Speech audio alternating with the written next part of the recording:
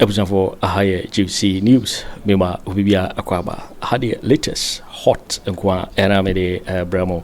I don't say Wunyan subscribe to channel idea. Bomodian say over subscribe. The way I say over click a year the subscribe button. Na wabele notification. We understand new video be upload when the first person was Ebeka a yes video. I feel we are now like video give us a thumbs up, Nefi.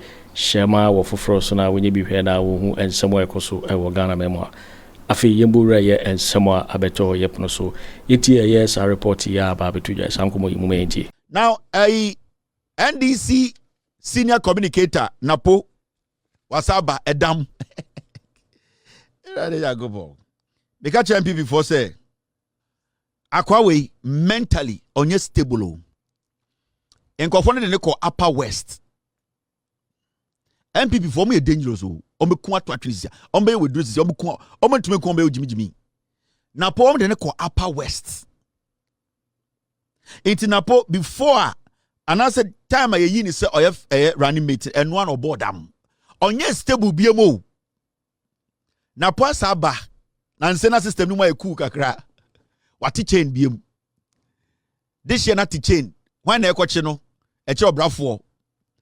This year, Asante Bediatuo, NAPO say we had improved as a country on illicit drug issues. I'm not talking about Reverend Ntim fordjour. I'm talking about arresting more culprits in the last 3 months than in the 8 years we were in office. We at NAPO. NAPO say, oh, so do we need to form pa na wo hwe John Mahama ban no. The otebrofo chen we on so ko chechirem. NAPO say so do we need to form John Mahama bedi akonwe NDC ba bedi akonwe bosom miensen ya ono atena Ghana ahwese bia NDC ebu man no o se eba de enubone a ye chichi ye de nipa egina court ye stopping nubone a enku Ghana fo nkwara enubone cocaine heroin enubone akese o se since ono aye politics no sa 3 months we NDC aban na kire se eba ekun fight against illicit drugs or say or the major Mahama ne NDC or my idea papa or say fordjour de wejimi or say Ntim fordjour de wejimi mama ye ntie na asem na emom or the need to forma bosome miensen ade John Mahama ye no in Ghana politics ade mo betena so 8 years om ye no de John Mahama ye eba say aban ekun edubone a or say 8 years Akufo Addo Bawumia any on wankasa Kennedy Agyapong or such a mensa bonsu MPP for trans no ohun se omu ye jimi fu ankasa because John Mahama de bosom miensa wa kire se so wonim nyansa na wa ready se obeko age wo man a obetum de bosom miensa ye bibi intina po se sa bosom miensa we dwumadi a NDC adi brofo ni nie pizza for wa wote brofo chairman no kokeka no TikTok ko chechiri mu foforo o say we had improved as a country on illicit drug issues. I am not talking about Reverend Ntim. Or say, we make enubone wasem, enye Ntim fordjour Jimmy for nasem na make or to us not say. I'm not talking about Reverend Ntim fordjour. I'm talking about arresting more culprits in the last 3 months than in 8 years we were in power. Or say, ma Ghana ni bia and Ntim fordjour asem no eba ndubone a ose Ntim fordjour ejimi fo na asem na nkasa nyina ne se opese odi no kura se opese Ghana fo hu no kura na ose NDC aban bosom miensa we se ne o ma chi eye ndubone fo omo moton ndubone omo de fa Ghana ewura Ghana no ose omo bedi su 8 years e bin sida na obo John Mahama ne NDC abaso Ghana fo sebio already odi no kura kayemfa tumi no entwa so ma NDC wa wonti ase no kokan wo brofo no ko kirikirem maka kirem se we ne dam no ye de ye ne dam se onka no kore but oduru bebi a MPP fo wo pe na ne dam na ba na oka nkwase asem enti sibi a omde de ko upper west om ye ne se om se ada obehia eye NDC fo ene Ghana fo nyansa fo bia onka no kore na ohia MPP fo de a onjimi no ho saa duro no omde ye no on se ende eduro na sa chi na oka no kore reporting free Enfa TV3 and these are factor NAPO opa uncle court bianca say yeboa the audio is there the video too is there it is all Ghana now MPP ni nde na sa wuti social media ye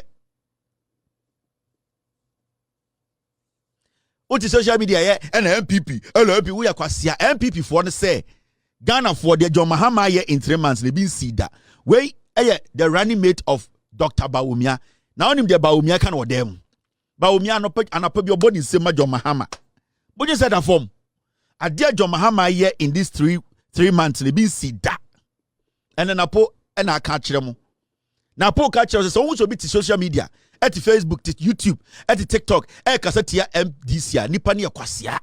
Or Chamosa, Omonomuya politicians, Omudim minus so, Omonomunim de Jomahama ye, or said de Jomahama ye no, Busumi and saying, Eba Okwaya Kutia a in Nubone, any Omomudi Nubonea, or said Jomahama Jumao Dino, a Sonya Mini, Busumi and Sapedia Wayano, a coup for the Jimmy for any Omamba can 8 years went to Mania, NAPO, Anno Assem. What's a brofucha, Madam Yan or Chile English? What a brofucha, Madam Yan? On an acham brofum Markin can you give me much of PZ ni?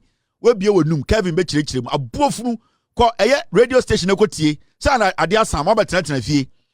Mudi Matem Rieno, Mabatet Fee, a so could do Yama, a bank in chain, or try my kind of brofer, Eddie Jabu Chim, what the Ecoso Ghana, or chain.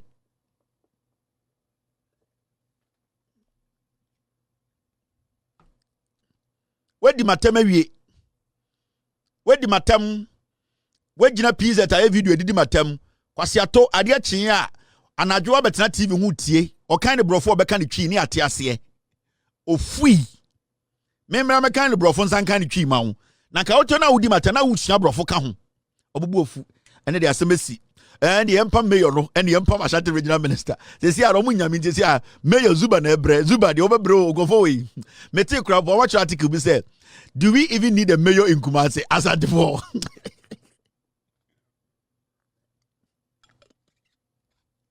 And then they go Kumasi. Kumasi what be say yeah, cray here mayor. Hey, and then they win here mayor. I my dean or matekulum Kevin Bebo, I wending. I brand any dear tan of crack. On the me who dear co over Konomu and was Anomoka. Almost fresh from from Pawabo. Almost to be Treasurer Efre, Chairman Efre, Eddie and a secretary. Amako na me honey dumno. I nan kabet ma ba hoka kra. I waba. Maba. On wow, no benny day. I didn't mum dear no cre, you didn't temba, a brand any dear. Eh. Or can cre. San of the share them no muka.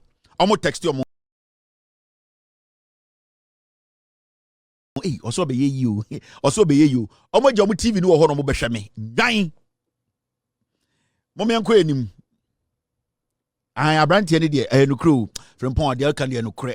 Nemo so say, Sibia kept Sana before we shall be incommode. Oh, that's Kevin the no cre.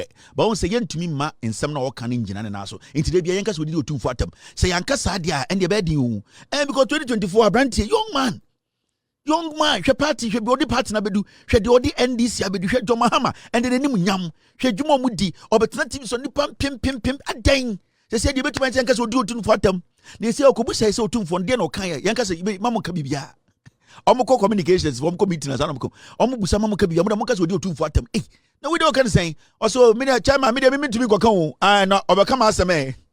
Chairman say, I not treasure, so Bishop Church, Dabby, I brand 10 and I know Yano. Namiko came into be to me bombing. And will be a sorry.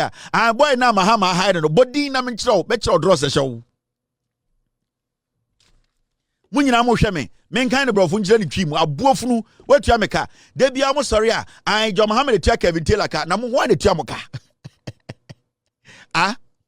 enkwasiafo na mai se mpete mma na mo tete bomu no mpete mma na mai se mo ton bomu na sa akokɔ na ne egu monu mo se den mo tua Kevin Taylor de Mohammed tua ne ka na mo ho ne tua mo ka kwasiafo mba mo me ko enim na ma men kyerɛ wade bi ya say MPP for said den.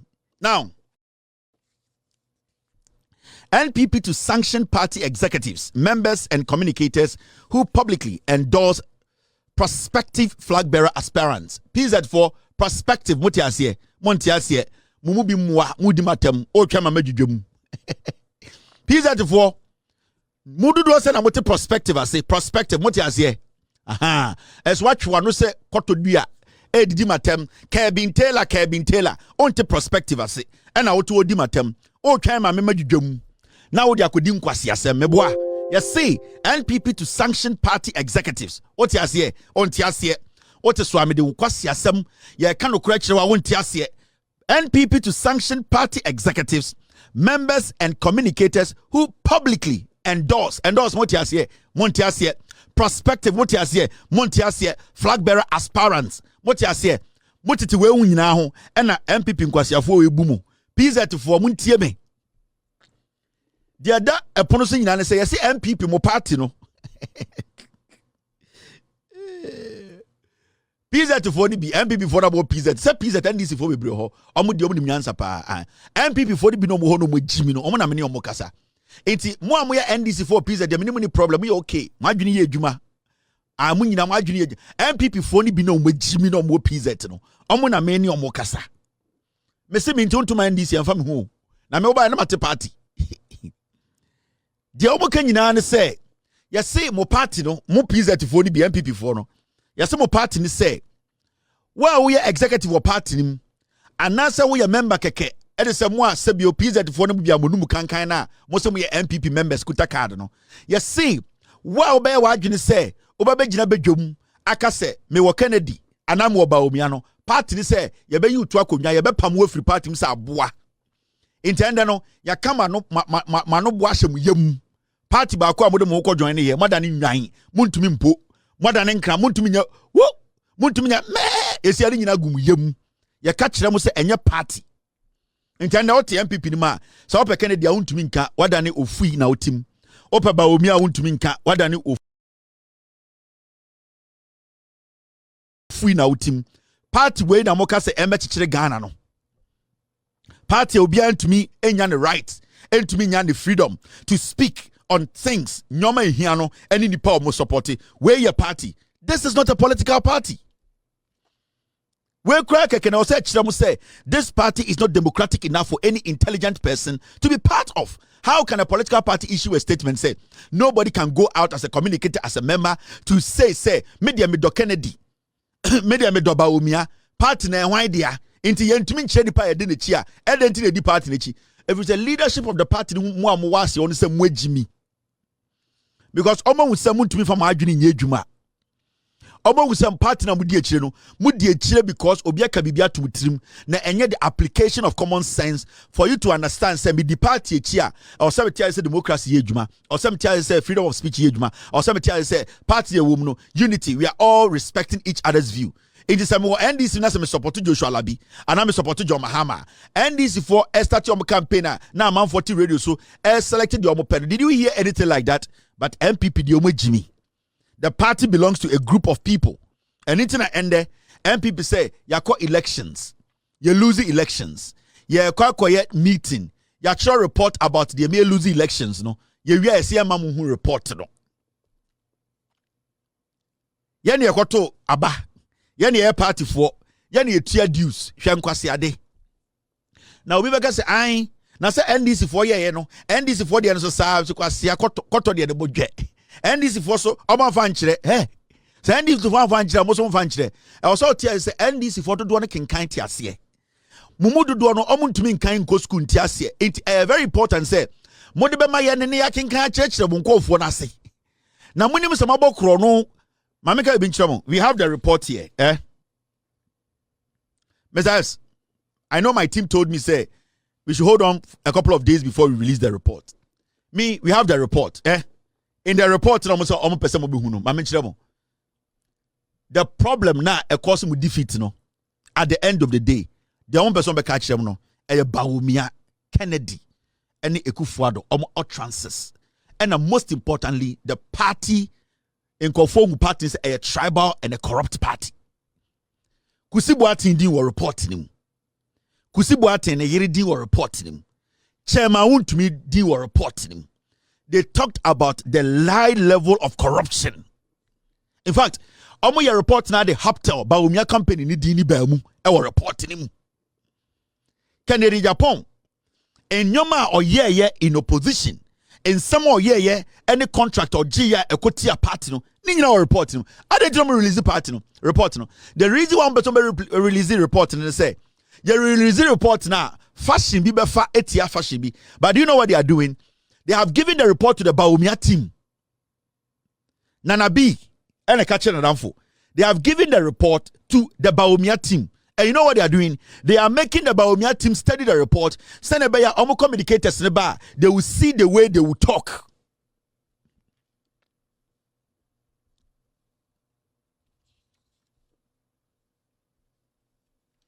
Samira Bawumia did report him. Samira Bawumia did report him. So what they have done in say they have given the report to Bawumia team, and they have told them to study it, and that is how their talking point is going to be, because they want Bawumia team enya leverage over Kennedy Agyapong or Seche Ben Sabusu any omamaka no. Until right now what is happening? They say Bawumia communication team study report we are normal pick partner ekotia omamaka no, because partner pese behu. Samira Bawumia di wom, Kusibu Atin di wom, Kusibu Atin yiri di wom. All these people are in the report. I know what I'm telling you. And then I can also person report but Chief Justice there here and internet and the Chief Justice there no. Mekani nyine dwudwam amagana fo hu. Bojo si ejimi. Mo person party no mo moving into one ship.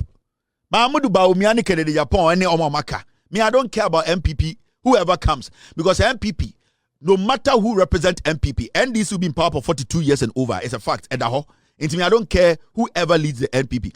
But the rough tactics now will play a part in any time. So elimination by rough tactics, and then they have time. Me MPP new, me started say MPP ni, and there's nowhere me make baby from me card in Tróuble. I say me jai MPP. Me jirem. In fact, me kai timer ye koyi new executives. Nanabi mu take over na me Samia Wuku kasa. Na me Samia Wuku din komo. The day no mu yi mu new executives. Nanabi be national organizer. Any JFK mo be LED that night. I was on phone with Samia Wuku. We din komo na me wusi meeting say mo party we. Enti mameka bi nchira mo. Sa report no so mo fama mo no. They know what they are doing. Deliberate. Yakwa election. In the history of the Republic of Ghana, Obian losing over 1.8 million votes. 38%. Okay, I'm so far reporting in Jeremy. Now, how do you want us to resolve our problems and move forward? Nana Akufo Addo Bawumia, he is the major problem. Nana Akufo Addo is still in charge of the party. How do you move forward? So utye Afenyo Markins oko KSM show ni so na. So utye nsem okan no. Wasi hwe NDC the way almost say your money amano. Ye tena hodin a hey wan hwe beka opposition ache. Samutie. Eti atada ese se omo sheda. No mu create scenes bi, wo mo yabioma bi, wo mo heke wo mo ye delay government kakra ni e kai ka ho. Enti sa no mo ye. Wo no ankasa kokotena ho no no to na numu tu. Say saje we ene ekoso. How can we build a country like this? Lebanese for the Indians, why Pakistan for the Anglophone, the South Africans in the Kaiga. That Ben who say, or Muya ya, or Musika or Mudiko Mukrumuno, Alpha Bank of Ghana. What do you say, Neko? What do you say, Neko? You say now, what they call God report and the best thing is say, Obedegre. Oh, maybe 2 million cedis. $2 million. And they call me crum. Nanka custom for no, I calculate Nanka what you are tax also. Ni amount a whole receipt nanka odeko enye sanete enso so me say ente sa wo ho aye juma hope we dey oka omo ba be kwa they go to the aviation in Penifoni. I am saying this here today. What? Na oma kwa ye hu nyoma nyina me say be fast can mu akoboko tom da kwa to lupe num no mko obse we are aware say last year 2024 we nse mienu ebisi Emma pilot ni crew omo ba ye no omo be die Emma de chin ye no omo fa wiem foforo ekoi ama saa 2 aircraft ne da so si Ghana ha ebisi ene ti die no omo de ba ye wiem se no da so si Ghana ha eye den and then you see look a year eba all the time no obi o hono mo an o woni sika anu achata anu so oba odunu doesn't mean say ebia wowo sika gumu anase wowo nduboni gumu anase bibisa nipa ne woni sika no achata no so woko so wo yete no promate yamfa ne se me brother Ibrahim Mahama or the private jet wo what decided to see as me call London no de or no one private jet one for commercial flight no that's what I bar as I say oh you su private jet into na bibi woman no so when you know na answer na cargo anase bibia beba no na womunim Swiss port to 4 enim niamakra ewo flight no mu a eba o etimi market kesa especially on the cargo mudru ha say ya omoya duty e pass through send the tema port omoya de pepepe no omoya inspection ni ekeka ho o say sando ko so when you know eti sanyo ma we ya ekoso nyina na so bi ka say oh ma hu say private jet bi aba bisi eti eye sikadi cocaine wo mu a na wo wugina bonten onko ho do akwa gina we say hey ya hu say private jet bi aba eye cocaine yes suspect say eye cocaine enowum. I mean, how can you talk like this? Sadly na in terms for you minority for year, you know. Do you know the consequences? I may no one ever suffer. Almost a Tróuble say, apart from say only lawyer Teddy sorry at law. I negotiations or renegotiate after sorting I negotiations or renegotiate and this is what happens. Charlotte was say a lawyer. Or call East no who said there be cases in no my no bope. Oh my cases in no bope, and a Charlotte said there be. Me a lawyer, me kwa court could yasem. Who file a case, I was Supreme Court. Supreme Court case no warding. And the entire case be based on its complexity, the complexity of each of the case. At the court na case in econo. It is case I want to call ABR obi the EC echo high court. No more than flat rate. One more the flat rate at the Ato. That the omo yin say the Supreme Court the national and one editorial appeals and one editorial high court and one editorial district court and one editorial circuit court. That's what I say how. Charges are a charge or high court no. Yes, sir. Yes, charge. So what I did and say, there was a meeting. I think if I remember correctly, that meeting was in September 2015. Yes, I remember. That meeting was in September 2015 September. And a Charlotte Frey, the two deputies no catch on say, Sadi we are moye a criminal. Because all the case you call high court, ne born was through. Okay. A chain circuit court. Into here then a makape sikano. Into here nyanisa. The bonny away. Into momayam pe lawyer for. Because that time that is the car in fear 9 and a lawyer for car. What? And I want the EC to come and deny this. Till today, Saka na better home fear 9 na Charlotte Osebe inherited and because Kojo Afrejan so catch on say no. The processes through which are one more they hide the services of some lawyers, no. A more you am to be all approving to Kojo Afrejan. Wow. It is a kind of bedaho. Charlotte Man say Sadia went in a macadaho in fear 9. Enti Monfre lawyer sorry mra. Lawyer.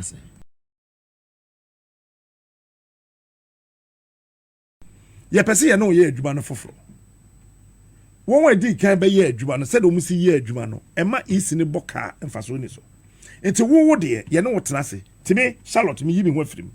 Eno no ye deputies na adwuma. Tini wo mo nkotena se na mo agree. 15 September 2015. I think yeah. It was in September 2015. No mo nyina atena se no mo agree ye say ni be enti sa na tell the case e Supreme Court ne boarding. Enti the ekwa ni yetua. First so ni yetwa sika to ho. So kokoto, wan kokoto. Obetua. Ni ya tam ni ye dia ma. Say ebia da chenye be kokoto. Ebia da chenye be kokoto. Ye di tuaka. And then you sanction Charlotte say based on this. Today Jane Mensah is sitting down when we have lost 8 people. That's number 1. Number 2, 5. And then you declare results at police station. Really? You declare results at police station. Really? Mama Ntim. Oh, Debbie. Oh, say. Matthias. Oh, Captain. Madasi. My main call Hopeson so. Now, Hopeson over to us, and now the member call civil aviation. and some are boba no acting na so acting no say free more pare akwara omo go about 70% of them nyina ya free more pare abra no ya base minister no pack civil airport ho nyina why adwuma airport open penyina so acting your man so acting na we free o memu 2 weeks ni onko office nko ye adwuma hey yes obetima ya check Cecilia Ghana civil aviation 2 weeks ni so acting MPP ni na or acting 2 weeks ni on see your office akwatena brochire Dr. Kalisto so tukwan ebia no monte nti omontie ebia na no abugile was that branch on ti omontie and the mon kan kire o that area was a very strategic menim say impenifo no bi 80 mon kan kire wo simo fire o munyina one say ebi matra office aban no a change nti wase o ma o ne na ado bae no o mo ne na ado exit these are some of the things yeah kan ho asem once a president Mahamadu Bawumia na we Kofie na MPP fosu anamebwa bizabe pepe at a point na president okay odi ankrofobia ohonom a yenja wo mo honom kakra one airport Ghana airport company wo ho ana Ghana civil aviation fosu ohonom minerals commission FDA ni ne kakeka wo honom ni na no ani nansa wo hwe social media no so a MPP for na sa adenti na Mahamadu ja wo mo ho adenti no ompa mo mo na nkrofo no kra na o mo aka ho no kra o mo ye traitors across ne wo ma yapa mo MPP for na say o mo nti ase say o mo nkrofo no wo mo da so eti honum ase ni men enti mo twa die mbiem say ya appoint o say wo de act 2 weeks na yenhwe na 2 weeks won ko office how won say sa yi elu presence and suspicion ya de nyina sa nipa na wo act no senko ye proactive nka sebo no ewu wo hwa because what that you in charge wo no MPP come and speak you are in charge we MPP ni answer na elu prebia betu afri ba bia ba no before say betu no ni ama clearance wa hansa wonya clearance wonti bintu we adwuma ho paint na me to ho ma yes wonya clearance wonti bintu wontu na mu wiem no aka say oba be clearance except emergencies say ebia kele mu twam akọ ye kan say Cote d'Ivoire and wanya emergency immediately no they will communicate and say ye say by force landing ewa ha say na ye hwe 1-2 bi ansa ya sako eno no wo hodom na answer na wo betu afri Amsterdam no ya ye bibia wie number 2 answer na flight bia betu no wo ye check-in no wie ya ye ka can say door 2 mu na no manifested through Ghana de dada eti ye di mo bia what flight no mu a wo ba answer na flight no betu afri say New York say Amsterdam no da Ghana civil aviation no manya na security agencies ni sa akeka ye can say NIB national security obi ahu eti omunim kwan na te flight no mu a wo ba eti etoda na so muka say obi abaya hu no ne ya na ya misre kakra so hu ne eti no chief of staff mutie a mama o mani nko so o mani ko ho no sadio mani nyina e wo ho no ana you see aban sisa say ne ya de wo ko ho no na se wa anya kafu a ho wo betra ho ne o mo atwenu ma fa wa sisa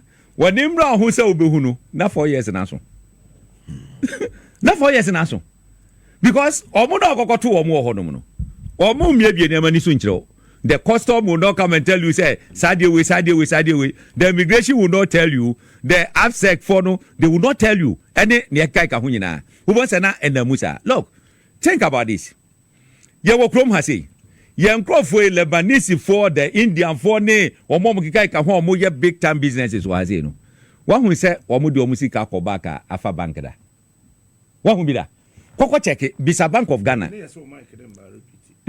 me say yeah I do what they will be I just come on there this is CBM me so Mike dem ma me say enti do act no so San Crawford no wo mo ye big businesses wa hana wo mo free ha say Lebanese for the Indians why Pakistan for ni San Crawford ni na no the South Africans ni e kai ga ho that ben wo hu say Omo ye ya, omo sika omo di ko omo kromu no. Afa Bank of Ghana da. Omo di wiemhye na ko. Omo di wiemhye na ko. Wiemhye na wo de ko no. Ga do airport anka the best thing is say obedegre. Oh, me the $2 million cedis. $2 million. And they come krom. Nanka custom for no. I calculate ya nanka watria wo tax also. Ni amount a whole receipt. Nanka wo de ko. Enye sa nete. And so me say and tesa wo ho. Aye juma hope we dey oka. Omo ba be kwa. They go to the aviation in Penivonibi. I am saying this here today. What? Na oma kwa ye hun yo man nyina me say be fast can mu akoboko tom da kwa to alupenum no mko obse we are aware say last year 2024 we nse mienu ebisi ema pilot ni crew omo ba ye no omo be die ema de chinye no omo fa wiemfo foforo ekoi ama saa 2 aircraft ne da so si Ghana ha ebisi ene ti die no omo de ba ye we nse no da so si Ghana ha eye den and then you see look a year eba all the time no obi ohono mu a owoni sika anu achata anu so oba odunu doesn't mean say ebia owo sika gumu anase owo ndu boni gumu anase bibisa nipa no woni sika anu achata no so okọ so all the no promati yamfa ne say me brother Ibrahim Mahama owo the private jet wo decide sisi asem call London no de ono ane private jet ekọ wankwa for commercial flight no okọ na so sa de ba esan say o use private jet nti na bibi wo mana no so ho ne ete no na ansa na eka ago anase bibia beba no na wo munim switch port for enim nuamakra ewo flight no mu a eba o etimi makekesa especially on the cargo mudru ha say ya omo ye duty e pass through send the temaport omo ye the pepepe no omo ye inspection ni e keka ho o say sando ko so hu ne no eti sanyo ma we ya e koso nyina na so bi ka say oh ma hu say private jet bi aba besi eti eye sikadi cocaine wo mu a na wo wugina bonten onko ho do akwa gina we say hey ya hu say private jet bi aba eye cocaine yes suspect say cocaine enowum. I mean, how can you talk like this? Sadly na Ntim fordjour ni minority for year no. Do you know the consequences? You may know never be suffer. Now, say the whole world any Eddie Ghana chi say hey, you say aha center omudi cocaine fa pa. You two kwan na say wudru Heathrow, wudru JFK, wudru Skipo anase hefa. Eho ana ubehu say the harm asa reckless statement no akoso na ne ya wo mu ni say Ntim fordjour tu kwan a kono no ngodi line mu we member of parliament ya man diplomatic passport etu dru airport ho no mu a ye wo diplomatic lane ho na obefa won need more than 5 minutes won awoko no Rasi ajo wa yini askane ne ya se photo no mbetwa wa fa onsato so wa twa ya take wa yi pa na wo na wo ordinary passenger na wo di mu no this is e best scan o yam no she me say wo do skipo na wo here ya ho wo mu ye dwe yankasa wo timi cross immigration bibia wo kokodu wo ho ade asaba betwe ne de wa ba ye de wa ba tire ho no me say you mpaboa me say wo mbesa de ya fefa ho aye various tests answer wo get a hand luggage afeni eba be biebiem asefu sabi wo be hwehwe mu nyina ahwenim wa waste time just like that wo mo fanfa emrofo no so ye hwewa na ye bibini pede aba betwon de ko enti sade we ya abai timamfo anase ordinary Ghanaians no e de ba be sofa e wo sade we hu enti medie de me meka ne se aban ema nani na ho se wutie Afenyo Markin okọ KSM show ni so na so tie nsem okan no wasi hwe NDC the way almost say your money amano ye tena hodin a hey wan hwe beka opposition ache samutie eti atoda esese o mo sheda no mo create scenes bi wo mo yabiama bi wo mo heke wo mo ye delay government kakra ni e kai ka ho enti sa no mo ye wo no ankasa kokotena ho no no to na numu tu say Saje we ene koso. How can we build a country like this? Captain Fami Bowuram who say we are adwuma bi efa eye MPC a omo kire say DC we na eye peno SMS ne person me DC obenti ne person fa me MC wada ma Fami wura ko Pacho quick one cocaine ye kase Ntim fordjour dey ade ne beba nothing will happen. Okay, That's nti ene dia so do ne hu ye Debbie, I'm saying what can our mic no off. Mumma volume. Say kase cocaine no. Papa no ye sofo no na cocaine ye ne dia. Sofo be. Nye Ntim fordjour. Enti na hu cocaine ne dodo. Dia na besi. Otumi koti ne dodo. Dia na besi. E kire time a plane ne be si from. Any plane fufuro so beka ho. Nti ye kase cocaine ye Ntim fordjour dey ade na be. Nothing will happen. Okay. Thank you. Carry on. What about 70 ya? Kofo preach pa o. Ye dia. Hwe. Se ya me no kase. Question you bisa me. Asen Central.